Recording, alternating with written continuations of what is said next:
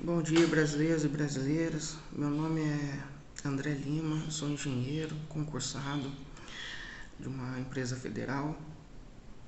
Também sou formado em políticas públicas pela Universidade Federal Fluminense. Sou pós-graduado em gestão de políticas públicas e venho hoje aqui tentar derrubar mais uma fake news que está sendo espalhada pela esquerda, né? Muito baseada naquilo que a Simone Tebet, ex-candidata candidata e derrotada a presidente da República, vem espalhando, né? Que é o orçamento secreto. Bom, primeiro que o orçamento secreto não tem nada de secreto. Por quê? Porque o orçamento ele é votado pelo Congresso Nacional. Ele é aprovado nas duas casas, pelos deputados, pelos senadores, e depois vai para a sanção presidencial. Então, o que vem a ser esse orçamento secreto, né? Esse dito orçamento secreto são emendas parlamentares, tá? São emendas que os próprios deputados e senadores fazem no orçamento da União e destinando para obras, para, por exemplo, hospitais, escolas, né? Uma das obrigações é que o orçamento seja, que essas emendas parlamentares sejam destinadas 50% para a saúde. Então, mas quem criou esse orçamento essas emendas parlamentares? Essas emendas parlamentares foram criadas pela Dilma através da emenda constitucional 86 de 2015. Você pode procurar aí no Google, emenda constitucional 86 de 2015.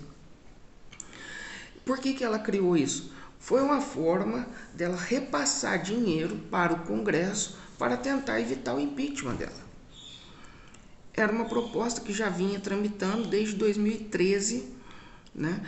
E no Senado e depois na Câmara dos Deputados.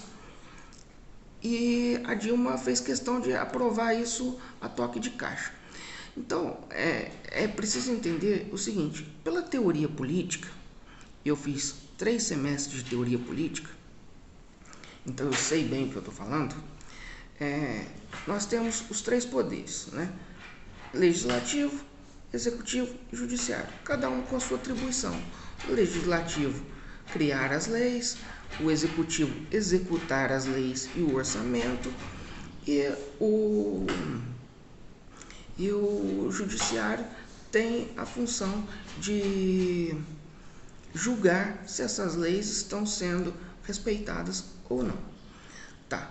Então, se cabe ao executivo executar o orçamento, por que o executivo abriria a mão de fazer isso e repassar essa atribuição ou parte dessa atribuição para o legislativo? Compra de votos, compra de apoio, né?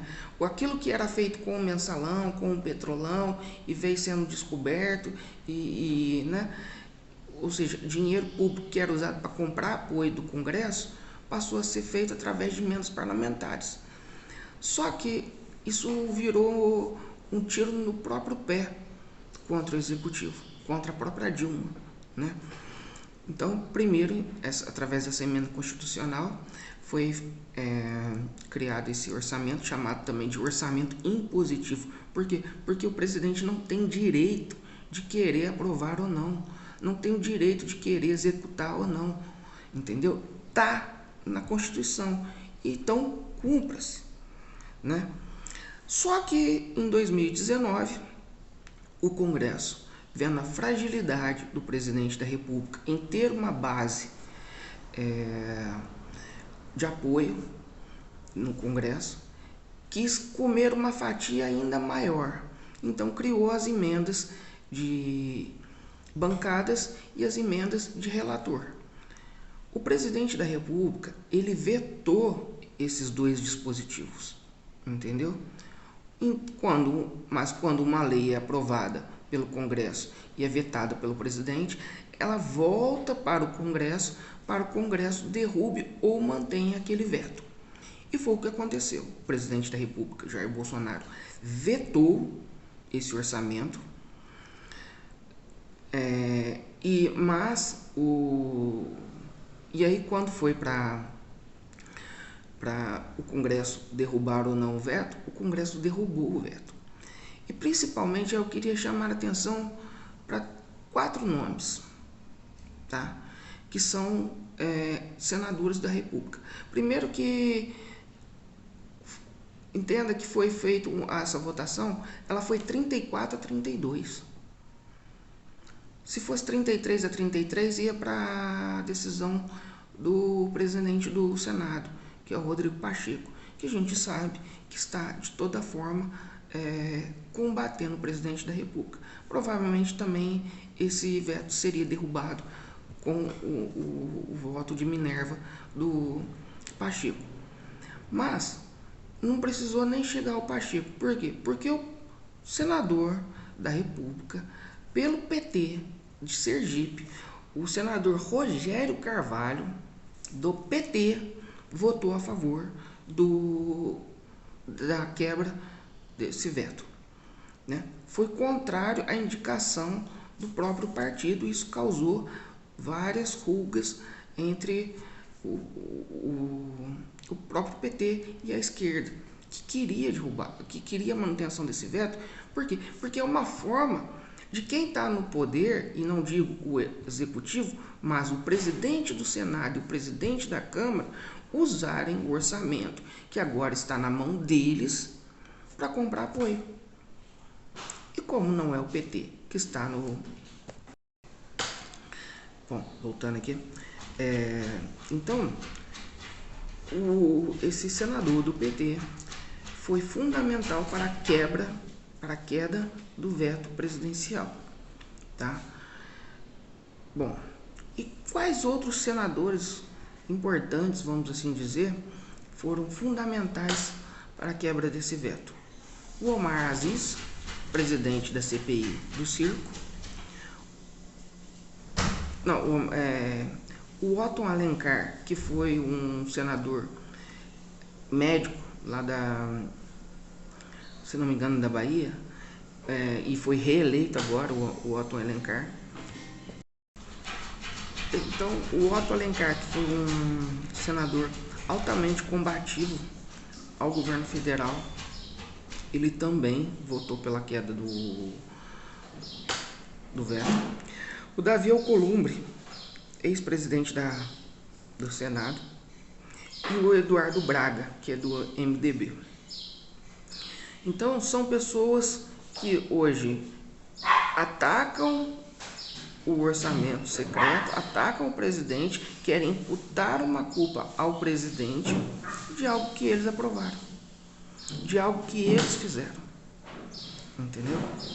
E assim, mais alguns pontos que eu queria colocar. A Soraya Tronic, também candidata a presidente, ela recebeu desse orçamento secreto, dito secreto. Eu digo dito secreto porque não é secreto, está lá na lei orçamentária anual. Então, ela recebeu 95 milhões em 3 anos desse dito orçamento secreto. Soraya Tronic.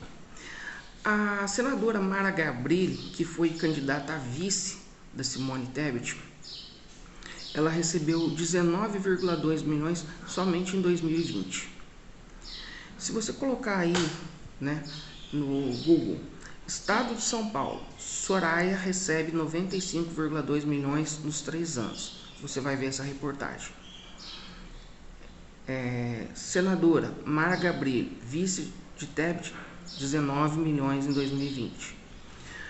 UOL, orçamento secreto. Senadores do PT aparecem entre os que indicaram emendas parlamentares.